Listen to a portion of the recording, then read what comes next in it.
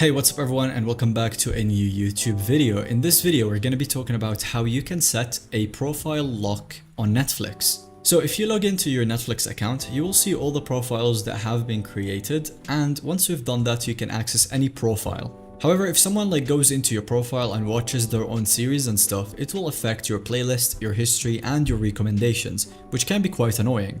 In order to fix that, Netflix added a profile lock pin. So you can add a specific lock pin. So you can add a specific pin to your own profile and then no one else can access it unless they have this pin. And right now I'm going to be showing you how you can set your own custom pin to your Netflix profile. So go ahead and log in to your Netflix account and then select the profile that you want to set a lock password on. From there, go to the top right corner to where you can see the profiles icon and drop down the menu.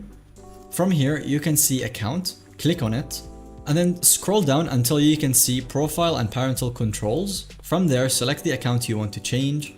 From here, choose your profile. And then if you look at profile lock, it says off. So change that. It's gonna ask you to put in your password. So write that and then click continue. After that, it says lock this profile by creating a 4-digit PIN. So tick this button right here, and then just simply input your PIN that you want to lock your profile with. It must be 4 numbers. And once you've done that, just click on save. You can also tick this button to require the PIN in order to add new profiles, but I don't need to do that right now, so I'm just going to keep it unchecked. Click on save. And now if you look at the list of profiles that shows on Netflix, it will say that your profile has now a lock on it. And if you want to enter it, you have to enter the PIN to access the profile. And then you can just enter the PIN and it will automatically open up your profile.